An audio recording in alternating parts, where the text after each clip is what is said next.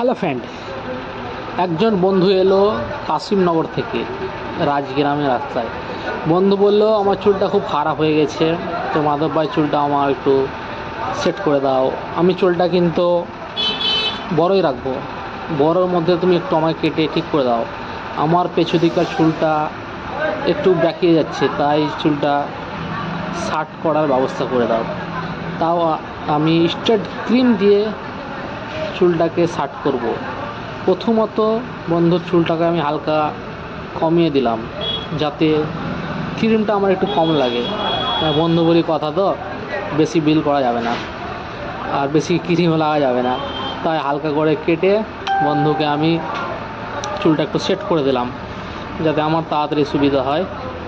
তাই হালকা করে একটু কেটে দিলাম শুদ্ধ দিয়ে। কাটার পরে বন্ধু বলছে এমনই তো ভালো লাগছে। আমি বললাম না বন্ধু, তোমাকে আরও ভালো লাগবে, টাইম আছে তো, আরও দাঁড়াও, ওয়েট করো। তুমি অত দূর থেকে এসেছো, প্রায় রাজগ্রাম থেকে।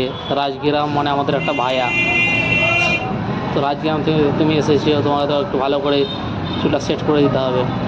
আর এখনকার তা আমি প্রথমে একটু স্ট্রেট মেশিনটা দিয়ে চুলটা একটু স্ট্রেট করে দিলাম। চুলটা স্ট্রেট করার পরেই বলছে হ্যাঁ হয়ে গেছে নাকি? তা বললাম না না, আমি তো সবেমাত্র স্ট্রেটটা করে দিলাম। তারপর স্ট্রেটটা রাখার জন্য যে আমাকে ক্রিম ব্যবহার করতে হবে, ওই ক্রিমটা অবশ্যই লাগাতে হবে।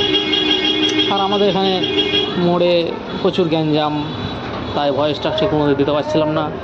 তবুও যেটা করেছি তোমাদেরকে দেখার জন্য করেছি। এই ক্রিমটা লাগার পরে বন্ধুকে বললাম তোমাকে এখন 45 মিনিট ওয়েট করতে হবে।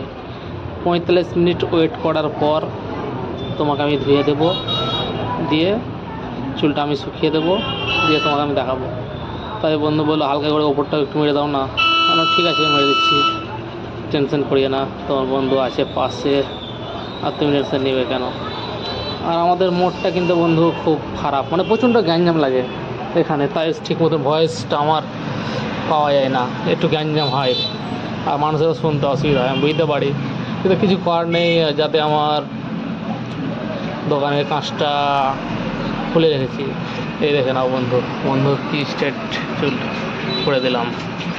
আর তোমরা অবশ্যই একটু লাইক সাবস্ক্রাইবটা করে দিও।